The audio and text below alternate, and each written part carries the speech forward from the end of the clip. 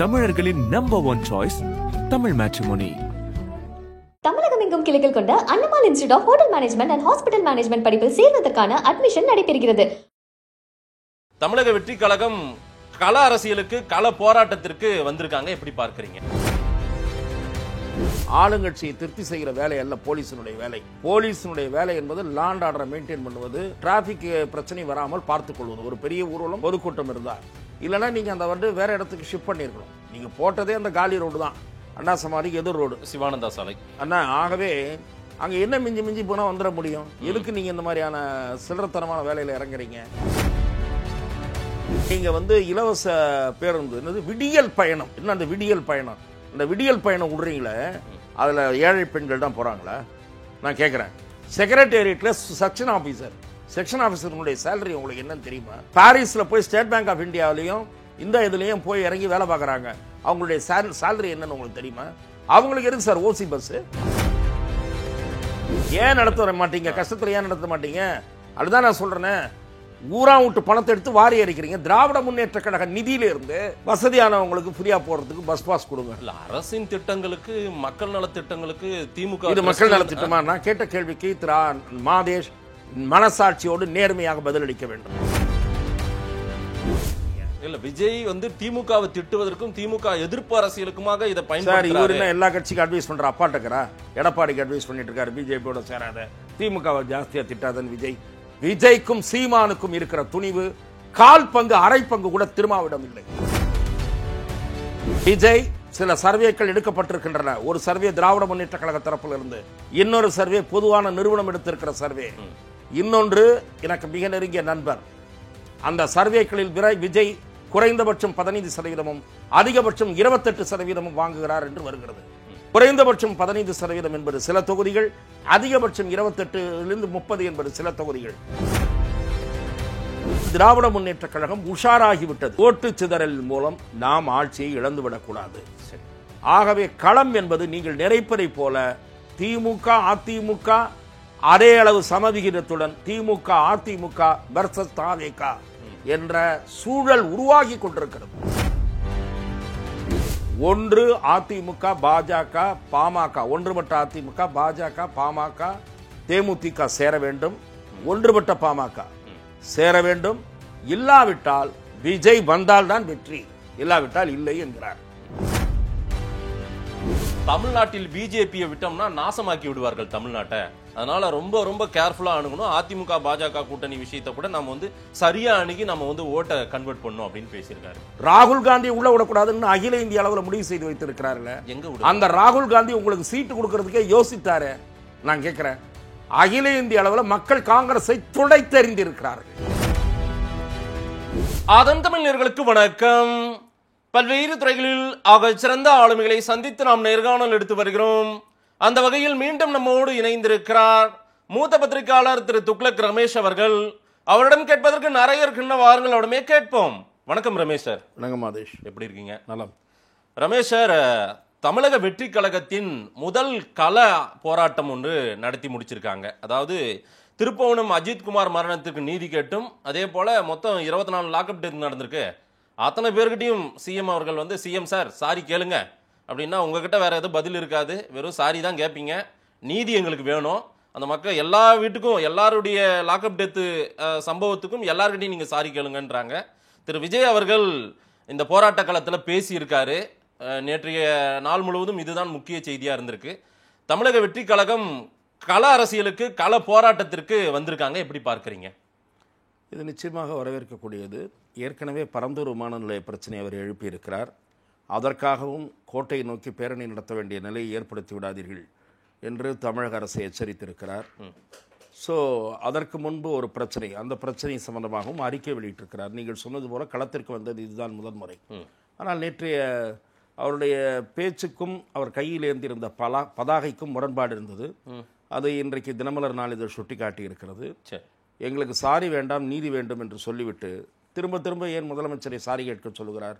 அப்புறம் இது வந்து திராவிட மாடல் அரசு அல்ல, சாரி மாடல் அரசு என்று விமர்சித்திருக்கிறார். அண்ட் வந்து இன்கேப்பபிள், அதாவது செயல்திறனற்ற அரசு என்றும் ஆங்கிலத்தில் சாடி இருக்கிறார். ஆகவே ஆவேசமாக திராவிட முன்னேற்றக் கழகத்தை எதிர்த்து தன்னுடைய நகர்வு அவர் தொடர்ந்து மேற்கொண்டு வருவது என்பது அவருடைய அரசியல் களத்தில் அவர் உறுதியாக பயணிப்பதை ஒரு அடையாளப்படுத்துகிற விதமாக இருக்கிறது. இந்த நேற்றைய போராட்டம் குறித்து அந்த கட்சியினுடைய பொதுச் செயலாளர் கூறியிருக்கிற ஒரு விஷயம் கவனிக்கத்தக்கது. பல்வேறு பகுதிகளிலிருந்து அந்த போராட்டத்தில் பங்கேற்பதற்காக திரண்டு வந்த வாகனங்களை, தாவேகாவினர் வந்த வாகனங்களை போலீசார் சென்னையின் பல பகுதிகளில் தடுத்து நிறுத்தி திருப்பி அனுப்புகிற செயலில் வெவ்வேறு ரூட்டில் போய் இவர்கள் இங்கே வர முடியாதபடி செய்கிற சின்னத்தனமான வேலையில் ஈடுபட்டிருக்கிறார்கள். அது உண்மையா? நான் அதை உண்மையாக இருக்கும் என்று உறுதியாக நம்புகிறேன். ஏனென்று சொன்னால், கடந்த காலத்திலே செல்வி ஜெயலலிதா அவர்கள் 2006 முதல் 2011 வரை இப்படித்தான் ஆட்சிக்கு வருவதற்கு முன் வெவ்வேறு மாவட்டங்களில் இருக்கக்கூடிய பிரச்சனைகளை கையில் எடுத்து போராட்டங்களை அவர் தொடங்கினார். குறிப்பாக என்னுடைய நினைவு மிக பசுமையாக இருக்கிறது. நெய்வேலியில் இருக்கக்கூடிய பகுதியில் இருக்கக்கூடிய பிரச்சனையை முன்வைத்து நெய்வேலியிலே ஆர்ப்பாட்டம் நடத்தினார். விழுப்புரத்திலே கரும்பு விவசாயிகள் பிரச்சனையை முன்னிறுத்தி ஆர்ப்பாட்டம் நடத்தினார். இந்த இரண்டில் ஒன்றுதான் முதல் ஆர்ப்பாட்டம். அதேபோல் கடைசி ஆர்ப்பாட்டம் மதுரையிலே முடிந்தது. அந்த ஆட்சிக்கு வருவதற்கு முன் திருச்சியிலே நடைபெற்ற ஆர்ப்பாட்டத்தில் நான் பங்கேற்றேன் என்றால் அங்கே போய் செய்தியாளராக போயிருந்தேன். செல்வி ஜெயலலிதா அவர்கள் அங்கே அந்த கூட்டத்திலிருந்து புறப்படுவதற்கு முன் என்னிடம் உரையாடி விட்டு புறப்பட்டார். பல இடங்களில் அது நடந்திருக்கிறது. மதுரையில் நடந்த ஆர்ப்பாட்டத்திற்கு நான் போக முடியவில்லை. அது பற்றியும் என்னிடம் கேட்டு இருக்கிறார். அந்த மதுரையில் நடந்த ஆர்ப்பாட்டத்திற்கு நான் அங்கே இருக்கக்கூடிய நிர்வாகிகள் மூலம் மட்டுமல்ல, என்னுடைய நண்பர்கள் மூலம் அறிந்த செய்தி, அந்த போராட்ட பகுதிக்கு போகிற வழிகளெல்லாம் பேரிகார்டு போட்டுவிட்டு நீங்கள் ஒரு கிலோமீட்டர் வரை வாகனங்களை நிறுத்தச் சொல்லி அங்கிருந்து நீங்கள் நடந்து போங்கள் என்று சொன்னால் அது நியாயம். முக்கியமான தலைவர் வாகனம் மட்டும்தான் அனுமதிக்கப்பட முடியும். மிஞ்சி போனால் 4-5 வாகனங்களை அனுமதிப்பார்கள் எதிர்க்கட்சியினருக்கு. ஆளுங்கட்சியாக இருந்தால் அவுத்து விட்ட கழுத மாதிரி எல்லா வண்டியும் விட்டுருவாங்க. ஆக செல்வி ஜெயலலிதா அவர்களுடைய பொதுக்கூட்டத்தை சீர்குலைக்கிற முயற்சியில், ஆர்ப்பாட்டத்தை சீர்குலைக்கிற முயற்சியில் திராவிட முன்னேற்றக் கழகம் நடத்தியது. இன்னமும் சொல்லப்போனால் அன்றைக்கு ஆக்டிவ் பாலிட்டிக்ஸில் இருந்த மதிப்புக்குரிய திரு மு.க. அழகிரி அவர்கள் மதுரைக்கு எப்படி பேசிவிட்டு போகிறார் பார்ப்போம், அந்த கூட்டம் எப்படி நடக்கிறது பார்ப்போம் என்று சவாலெல்லாம் விட்டார். நான் காட்டுகிறேன் என்று செல்வி ஜெயலலிதா அந்த கூட்டத்தை நடத்தி காட்டுகிறோம் என்று பதில் சவால் விட்டார். ஆக மிகப்பெரிய மக்கள் கூட்டம் திரண்டது மதுரையில். எதற்காக சொல்கிறேன் என்றால், காவல்துறையில் இருக்கக்கூடிய சிலர் ஆளுகிற அரசை திருப்திப்படுத்துகிற வேலையில், இப்படிப்பட்ட நடவடிக்கைகளில் அவர்களுக்கு சம்பந்தமில்லாத வேலை இது. இல்ல, நீங்கள் போக்குவரத்தை ஒழுங்குபடுத்துகிற வேலை தான் உங்களுடைய வேலை சார். போலீஸ் தரப்புல, காவல்துறை தரப்புல மட்டுமே இதை அந்த பார்டரோட நம்ம நிறுத்த வேண்டியதா இருக்கா? அரசு தரப்புல யாராவது இந்த மாதிரி ஒரு இல்லை அரசு தரப்பு அழுத்தம் கொடுத்திருக்கும் என்று நான் நினைக்கவில்லை. காவல்துறை இந்த போக்குவரத்தை ஒழுங்குபடுத்துகிறோம் என்ற பெயரில், அதாவது நல்ல பேர் வாங்குகிற முயற்சி. இப்போது பொதுச் செயலாளர் வெற்றி கழகத்தைச் சேர்ந்தவர் குற்றம் சாட்டிவிட்டார் அல்லவா, பாருங்கள் நாங்கள் இந்த மாதிரி வேலை பார்த்தோம் சொல்லிக்கொள்வதற்காக, நல்ல சீட்டை வாங்குவதற்காக, இந்த மாதிரி ஃப்ளவர் பஸார் டிசி, டி நகர் டிசின்னு நல்ல போஸ்டிங் வாங்குவதற்காக இந்த மாதிரியான வேலைகளில் போலீஸார் ஈடுபடக்கூடாது. ஆளுங்கட்சியை திருப்தி செய்கிற வேலை அல்ல போலீஸினுடைய வேலை. போலீஸினுடைய வேலை என்பது லாண்ட் ஆர்டரை மெயின்டைன் பண்ணுவது அண்டு டிராஃபிக் பிரச்சனை வராமல் பார்த்துக்கொள்வது. ஒரு பெரிய ஊர்வலம் பொதுக்கூட்டம் இருந்தால், இல்லைனா நீங்கள் அந்த வேறு இடத்துக்கு ஷிஃப்ட் பண்ணியிருக்கணும். நீங்கள் போட்டதே அந்த காலி ரோடு தான், அண்ணா சமாதிக்கு எதிர் ரோடு, சிவானந்தா சாலை அண்ணா. ஆகவே அங்கே என்ன மிஞ்சி போனால் வந்துட முடியும்? எதுக்கு நீங்கள் இந்த மாதிரியான சில்லறத்தனமான வேலையில் இறங்குறீங்க? இது ஒரு பக்கம்.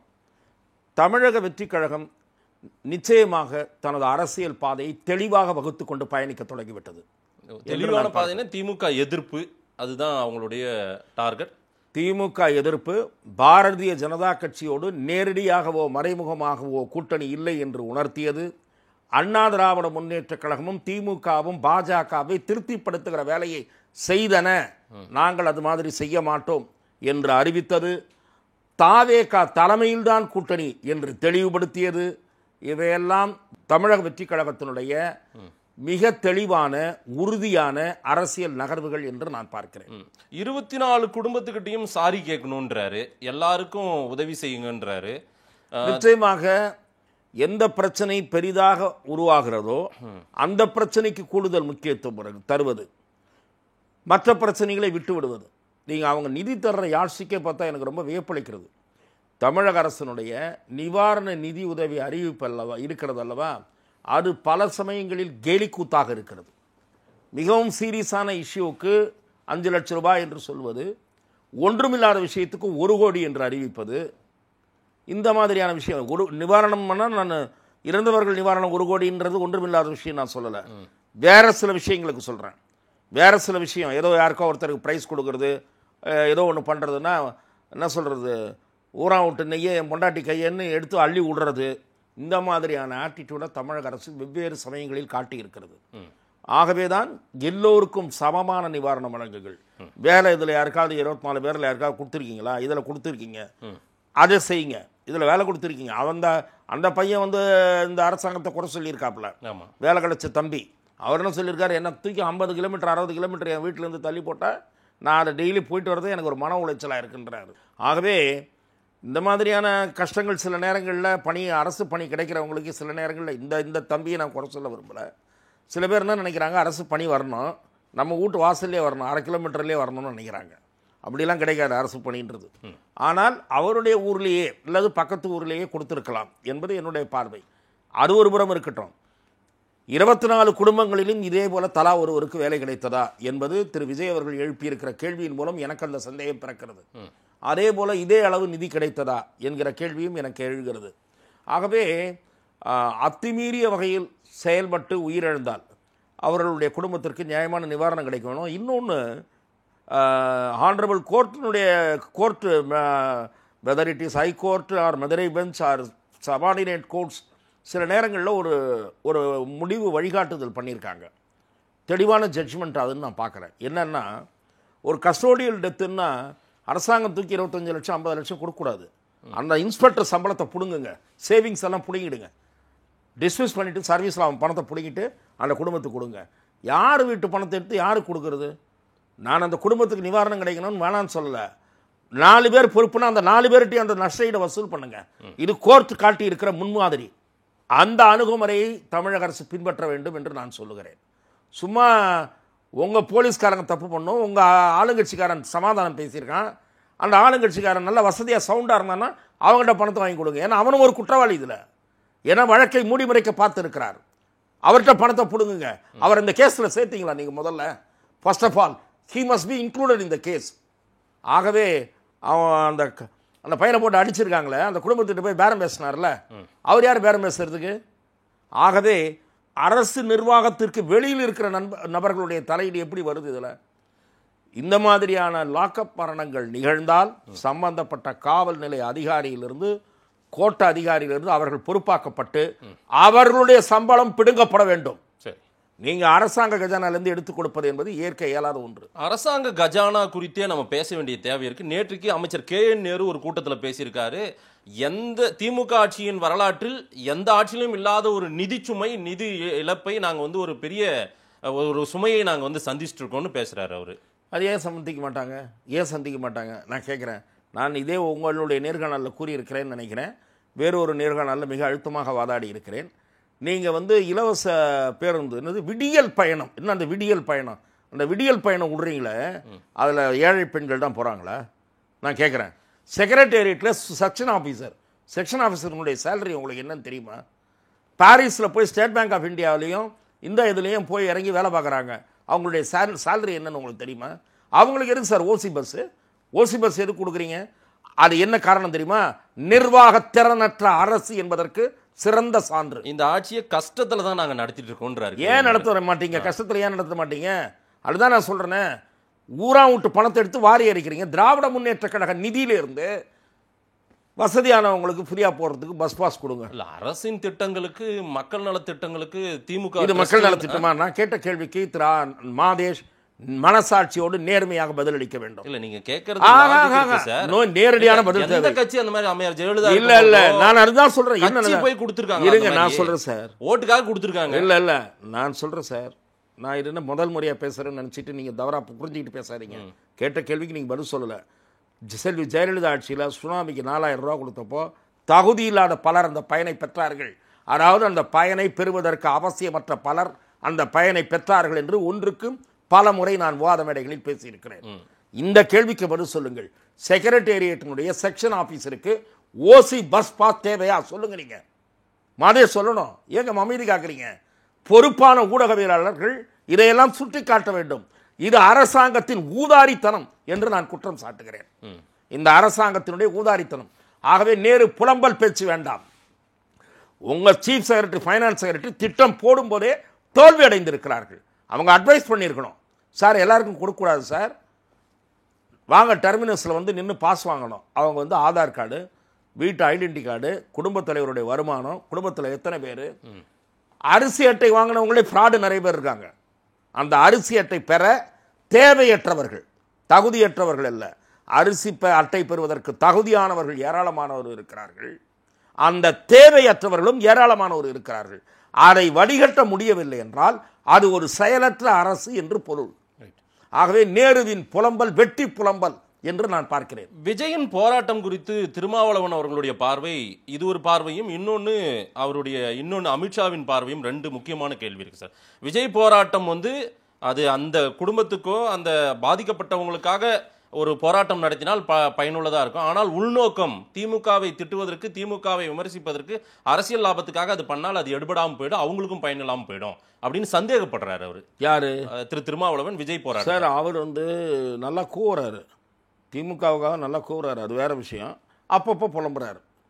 4 தடவை கூவார், 2 தடவை புலம்புவார், மனப்புழுக்கத்தை வெளிப்படுத்துவார். 2 தடவை மனப்புழுக்கத்தை வெளிப்படுத்தும் போது தான் என்ன சொல்லுவார், 234 நிற்பதற்கு நாங்கள் தகுதி படைத்தவர்கள். அது ஒரு புலம்பல். அதெல்லாம் பேச்சின் கணக்கில் எடுத்துக்க கூடாது, புலம்பல்னு கணக்கில் எடுத்துக்கணும். இன்னொரு தடவை என்ன தெரியுமா சொல்லியிருக்காரு, இன்னொரு நேர்காணல் பார்த்தேன். என்ன துணை முதலமைச்சர் ஆரோ அர்ஜுனா முன்ன பேசுனதுக்கு இப்போ பதில் சொல்றாரு. என்ன துணை முதலமைச்சர் கூட நான் முதலமைச்சர் ஆகக்கூடாதா? முதலமைச்சர் ஆகிறதுக்கு எனக்கு தகுதி இல்லையா அப்படின்றாரு. ஐயா, தாராளமாக உங்களுக்கு தகுதி இருக்கு, தைரியமாக நண்பர் சீமானை போல தனித்து போட்டியிடுங்கள். ஏன் இந்த கூத்து கட்டுற வேஷம்லாம் பண்ணிட்டு இருக்கீங்க? இல்ல, விஜய் வந்து திமுகவை திட்டுவதற்கும் திமுக எதிர்ப்பு அரசியலுக்குமாக இதை பயன்படுத்தி இவர் என்ன எல்லா கட்சிக்கும் அட்வைஸ் பண்ற அப்பாட்டக்கரா?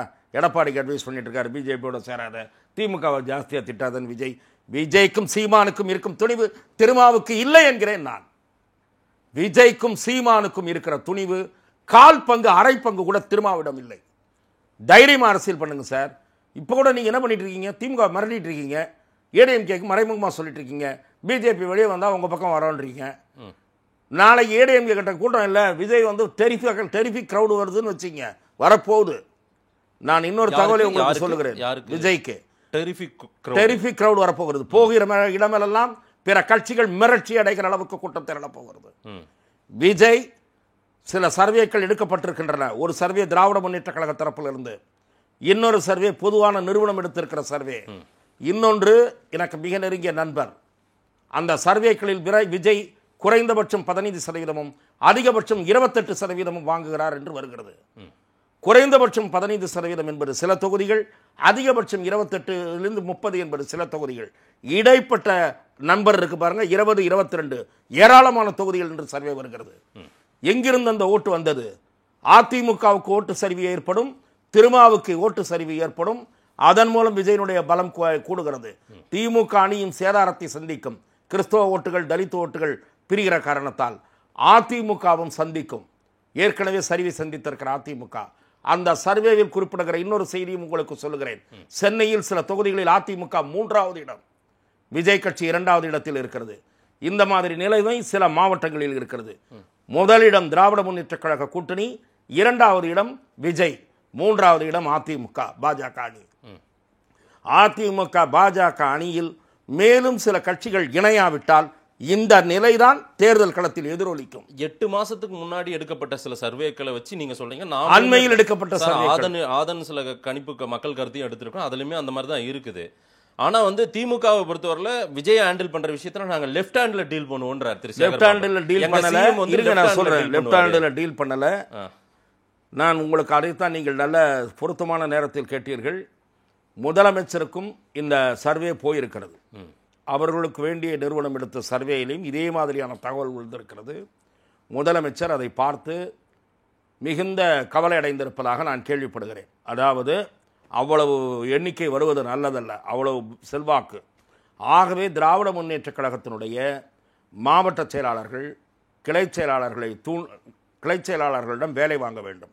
மாவட்ட செயலாளர்கள் களத்திற்கு போக வேண்டும். அமைச்சர்கள் வாரத்தில் 3 நாட்கள் மாவட்டத்தில் இருக்க வேண்டும். போய் கிராமமாக போய் விடுபட்ட திராவிட முன்னேற்றக் கழகத்தில் இணையாத குடும்பங்களை இணையுங்கள், கட்சியில் சேருங்கள். நீங்களே பார்த்தீர்கள், நேற்று முன்தினம் தகவல் தொழில்நுட்ப அணி, அதில் திரு டிஆர்பி ராஜா ஸ்க்ரீனில் போட்டு காட்டுறாரு. புதுசாக நீங்கள் இந்த அழைப்பு ஓரணியில் தமிழ்நாடு என்று போட்ட பிறகு எவ்வளோ பேர் இணைந்து வருகிறார்கள் என்று காட்டுகிறார்கள். இம்மாதிரி தலைவரிடம் காட்டும்போது அதிலும் திரு ஸ்டாலின் எச்சரிக்கையாக இருக்க வேண்டும். மிகைப்படுத்தப்பட்ட எண்ணிக்கை கூறப்படும். செல்வி ஜெயலலிதாவை அப்படித்தான் ஏமாற்றினார்கள். ஆனால் செல்வி ஜெயலலிதா ஒரு ஆளுமையாக இருந்ததால் மக்களை துணிவோடு சந்தித்தார். அதை தவிர இன்னொன்றும் சொல்லுகிறேன். திரு ஸ்டாலின் அவர்கள் இப்போது சமீபத்தில் ஒரு 10 நாட்களுக்கு முன், ஒரு வாரத்திற்கு முன், விடுபட்ட மகளிர் உரிமை தொகையில் விடுபட்டவர்களை சேர்ப்பது என்ற ஒரு முடிவை எடுத்து அரசாங்கம் எடுத்து அதற்கான ஃபார்ம் எல்லாம் விரைவில் கொண்டு போய் உங்களுக்கு வரும் என்று அவர் பேசுகிற நிகழ்ச்சிகளில் எல்லாம் கூறிக்கொண்டிருக்கிறார். திரு உதயநிதி ஸ்டாலின் அவர் அபிஷியலா அனௌன்ஸ் பண்ணிட்டார். திரு உதயநிதி ஸ்டாலின் அவர்களும் கூறிக்கொண்டிருக்கிறார். இவையெல்லாம் விஜய் ஏற்படுத்திய தாக்கத்தினால் ஏற்பட்டிருக்கிற எதிர்வினை. அதாவது திராவிட முன்னேற்றக் கழகம் உஷாராகிவிட்டது. ஓட்டு சிதறல் மூலம் நாம் ஆட்சியை இழந்துவிடக்கூடாது. சரி, ஆகவே களம் என்பது நீங்கள் நினைப்பதை போல திமுக அதிமுக அதே அளவு சமவிகிதத்துடன் திமுக அதிமுக வெர்சஸ் தாவேக என்ற சூழல் உருவாகி கொண்டிருக்கிறது. ஆகவேதான் திரு எடப்பாடி பழனிசாமி, பாரதிய ஜனதா கட்சியில் சிலருக்கு அந்த சந்தேகம் இருக்கிறது, ஊடகவியலாளர் சிலருக்கு அந்த சந்தேகம் இருக்கிறது. கடைசி கட்டத்தில் காம்ப்ரமைஸுக்கு போவாரோ, அவரிடம் காம்ப்ரமைஸுக்கு போவதற்கு தயாராவாரோ? யாருக்கிட்ட சார்? விஜயிடம், திரு எடப்பாடி பழனிசாமி. ஏனென்று சொன்னால் அதிமுகவை சேர்ந்த முன்னாள் அமைச்சர்கள் விஜய்க்கு இந்த அளவு ஓட்டு இருக்கிறது என்பதை அவர்களும் அறிந்து வைத்திருக்கிறார்கள். சரி, என்னிடம் பேசிய முன்னாள் அமைச்சர், ஒன்று அதிமுக பாஜக பாமக, ஒன்றுபட்ட அதிமுக பாஜக பாமக தேமுதிக சேர வேண்டும், ஒன்றுபட்ட பாமக சேர வேண்டும், இல்லாவிட்டால் விஜய் வந்தால்தான் வெற்றி, இல்லாவிட்டால் இல்லை என்கிறார். அவர்களும் களச்சூழலை புரிந்திருக்கிறார்கள். அதை தவிர அதிமுக விஜய் இல்லாமல் அதிமுக அணி என்றால் அந்த அணிக்கு அண்ணாமலை பிரச்சாரம் செய்ய வேண்டும், அப்போதுதான் வெற்றி சாத்தியப்படும். அண்ணாமலை பிரச்சாரம் செய்யாமல் வெற்றி சாத்தியப்படாது என்கிறார். ஆகவே நான் என்ன நினைக்கிறேன் என்றால், எப்படிப்பட்ட அணி வேண்டுமானாலும் உருவாகட்டும், அதன் பிறகுதான் நம்மால் தீர்மானிக்க முடியும். நீங்கள் சொல்லுகிற புள்ளியில் நான் உடன்படுகிறேன். இப்போது இன்னார்தான் கை ஓங்கும் என்று தீர்மானிப்பது கொஞ்சம் கடினம்தான். ஆனால் யாருக்கும் மெஜாரிட்டி இல்லாத சூழ்நிலையை நோக்கி தமிழக அரசியல் போய்கொண்டிருக்கிறதோ என்று நான் பார்க்கிறேன். விஜய் டிசைடிங் ஃபேக்டரா இருப்பாரா 26ல்? அதுதான் நீங்கள் சரியான பதத்தை நீங்கள் பயன்படுத்துகிறீர்கள். விஜய் முதலில் கணிக்கப்பட்டது அவர் ஒரு ஸ்பாயிலராக இருப்பார் என்று. சரி, ஸ்பாயிலர் என்பது வேறு, டிசைடிங் ஃபேக்டர் என்றால் அவரும் சில இடங்களில் வெற்றி பெறக்கூடிய வாய்ப்பு இருப்பது. அதுதான் சார், தீர்மானிக்கும் சக்தியா யார் ஆட்சியில் உட்கார்றாங்களோ அதுக்கு ஒரு அணிலா இருக்கக்கூடியவராக கூட விஜய் இருக்கலாம் என்கிற நிலைதான் இப்போது களத்தில் நிலவுகிறது. ஓ ரைட். இன்னொன்று, திரு திருமாவளவன் ஸ்டேட்மெண்ட், அமித்ஷா அதிமுகவை கிள்ளுக்கிறையா நினைக்கிறாரு, அதிமுக வலிமையா இருக்குன்றது அமித்ஷாவுக்கு தெரியாம இந்த ஆட்டமெல்லாம் போடுறாரு அப்படின்ற வார்த்தையை பயன்படுத்துறாரு. இல்லை, இதெல்லாம் வெளியிலிருந்து என்ன வேண்டுமானால் பேசலாம். இன்றைக்கு அந்த சம்பந்தப்பட்ட கட்சிகளுக்கு தான் நிலைமை தெரியும். திரு எடப்பாடி பழனிசாமி கவனமாக இந்த கூட்டணி உடையக்கூடாது என்று நினைக்கிறார். அதனால்தான் அவர் என்ன சொல்லுகிறார், அமித்ஷா அவர்களுக்கு பதில் கூறுவது போல சொல்லாமல், ஆனால் அவருக்கு தான் பதில் சொல்றார், நாங்கள் தனித்தே ஆட்சி அமைப்போம். ஆமா, இப்ப சொல்லியிருக்கிறேன். ஆமா, நீங்கள் சொல்லுவது அமித்ஷா அவர்களுக்கு சொல்லுகிற மறைமுக பதில். நேரடி பதிலாக இருந்தால் அது எப்படி இருக்க வேண்டும்? கூட்டணி ஆட்சிக்கு நாங்கள் பாஜகவிடம் சம்மதிக்கவில்லை என்று இருந்தால்தான் அது நேரடி பதில். இல்ல, கே பி முனுசாமி சொல்றாரு அதுக்கான தகுந்த நேரம் இப்ப இல்ல, நாங்க சொல்லுவோம். அதான் நான் சொல்றேன். இல்ல சார், அவங்க சூப்பரா வெயிட் பண்ணி கோல் போடணும்னு நினைக்கிறாங்க. வெயிட் பண்ணி கோல் போடணும்னு நினைக்கிறாங்களா, இருக்கிற இடத்திலே இருந்து இருக்கிறத காப்பாத்திக்கணும்னு நினைக்கிறாங்களான்றது உங்க பார்வை, என் பார்வை. ஏடிஎம்கே எடப்பாடி பழனிசாமி ஏடிஎம்கே அவங்க நூக்கன் கார்னர் நல்லா தெரிஞ்சுக்கிட்டு சரியான நேரத்தில் நகர்த்தி பயணிக்கணும். சரியான நேரத்தில் காய்களை நகர்த்துவதற்கு எல்லோருக்கும் தெரியும். அவருக்கு மட்டும்தான் தெரியும் அர்த்தம் இல்ல, எல்லோருக்கும் தெரியும். சரியான நேரத்தில் காய்களை நகர்த்தி தேமுதிக விஜய் பக்கம் போனாலோ, சரியான நேரத்தில் காய்களை நகர்த்தி ஓபிஎஸும் டிடிவியும் விஜய் பக்கம் போனாலும் என்ன பண்ணுவீங்க? அதே மாதிரி சரியான நேரத்தில் காய்களை நகர்த்தி ராமதாஸ் பிரிவு 2 பிரிவுகளில் ஒரு பிரிவு போச்சுன்னா ஒரு 3 கட்சி சேர்ந்ததுன்னா போதும். நீங்கள் இப்போ சில தொகுதிகளில் 2வது இடம்ன்றது பல தொகுதிகள், பெரும்பாலான தொகுதிகளில் 3வது இடம் ஆயிடுவீங்க. ஆகவே சரியான நேரத்தில் காய் நகர்த்தல் அல்ல, நான் அதற்காக சொல்லுகிறேன். இப்போதைய நிலையை சரியாக புரிந்து கொண்டு அமைதி காக்கிறார்கள். சரி, அதிமுக தங்களது இப்போதைய நிலையை உணர்ந்து கொண்டு, இப்போதைய நிலை என்ன? கையறு நிலை. அதற்கு பெயர் கையறு நிலை. அதாவது இப்போ ஏதாவது ஒரு ஹெல்பிங் ஹேண்ட் கிடைக்காதா, தங்களை நோக்கி நேசக்கரம் நீட்ட ஏதாவது ஒரு கரம், இன்னொரு கரம், 2 கரம் பிடிச்சிட்டு நிற்கிறாங்க. அந்த கையை பிஜேபி கையை பிடிச்சிட்டு இருக்காரு, இல்லை பிஜேபி உங்கள் கையை பிடிச்சிருக்குன்னா வச்சுங்க, கையை விட முடியாது. 2 பேருமே கையை விட முடியாது. அமித்ஷா 1 வருஷத்துக்கு முன்னாடி வந்து கூட்டணி வச்சதே இந்த கூட்டணியை காப்பாற்றி கரை சேர்த்த வேண்டிய வேலை பூரா மோடிக்கும் அமித்ஷாவுக்கும் இருக்குது. இல்ல நீங்க சொன்னதுல இருந்து நான் மாறுபடுறேன். நீங்க சொன்னதற்கு எதிர்கேள்வி என்னால் எழுப்ப முடியும். அந்த இப்ப நீங்க சொன்னதுக்கு நான் மறுக்கிறேன். சரி, நான் எதிர்கேள்வி கேட்கிறேன். அமித்ஷா இங்க வந்து கூட்டணி உறுதிப்படுத்தினதே இதெல்லாம் புரிஞ்சுக்கிட்டு தான் சொன்னீங்கல்ல, நான் உங்களை எதிர்கேள்வி கேட்கிறேன். அமித்ஷா அவர்களை சந்திக்க டெல்லி போனீங்களே, அதுக்கு முன்னாடி உங்க ஸ்டாண்ட் என்ன? உங்க ஸ்டாண்ட் என்ன சார்? நீங்க தான் ஆகப்பெரிய கட்சியாச்சே. 29 கூட்டணி இல்லை, 31 இல்லை, 36 இல்லை, அதெல்லாம் சொல்லிட்டு இருந்தவர் ஏன் சார் அடிச்சு பிடிச்சி டெல்லிக்கு ஓடினாரு? 3 கார் மாறியா போனாரு? 3 கார் மாறியா போனாரு? இங்க அமித்ஷாவை பார்க்க 15 நிமிஷம் பார்க்க வேண்டியவர் குருமூர்த்தியை, ஆனா குருமூர்த்தி வீட்டுல 3.5 மணி நேரம் உட்கார வச்சார்ல. இல்ல, நீங்க ஏன் சேர்ந்தீங்க? அந்த கேள்விக்கு பதில் சொல்லுங்க சார். அவர் 3.5 மணி நேரம் உட்கார்ந்தாரு, 4.5 மணி நேரம் உட்கார்ந்தாரு. நீங்க ஏன் சேர்ந்தீங்க? நான் தான் தனித்து நிற்பேன், நான் சொல்லுகிறேன், எழுதி கொடுக்கிறேன். எத்தனை தடவை இதே கேள்வி கேட்பீங்க அப்படின்னாரு எடப்பாடி நிருபர்களிடம்.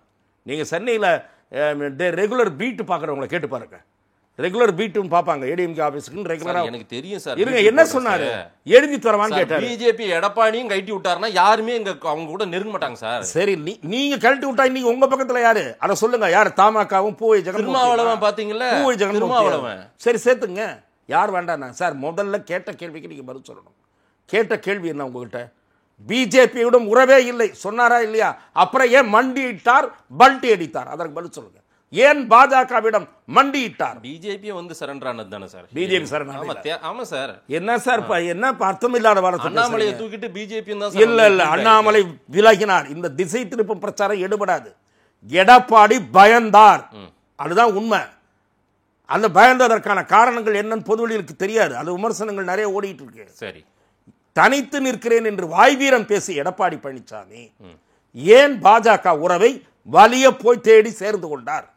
வலிய போய் சேர்ந்தார் என்பதற்கு அடையாளம் இங்கே இருக்கக்கூடிய நிர்வாகிகளுடன் கூட டெல்லி பயணத்தை பற்றி சொல்லாமல் சட்டமன்றத்தில் முதலமைச்சர் சொல்லுகிற நிலையை ஏற்படுத்தி, போனால் கட்டிடத்தை பார்க்க வந்தேன் என்று கதை விட்டு மாலை 4 மணிக்கு 3 கார்களில் போய் ஏன் பார்த்தீங்க?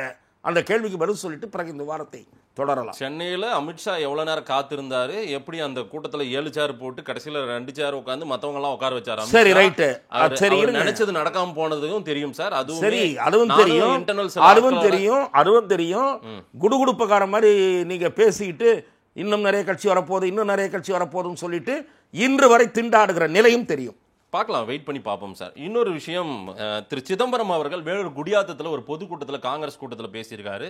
தமிழ்நாட்டில் பிஜேபியை விட்டோம்னா நாசமாக்கி விடுவார்கள் தமிழ்நாட்டை, அதனால ரொம்ப ரொம்ப கேர்ஃபுல்லாக அணுகணும். அதிமுக பாஜக கூட்டணி விஷயத்தை கூட நம்ம வந்து சரியா அணுகி நம்ம வந்து ஓட்டை கன்வெர்ட் பண்ணணும் அப்படின்னு பேசியிருக்காரு.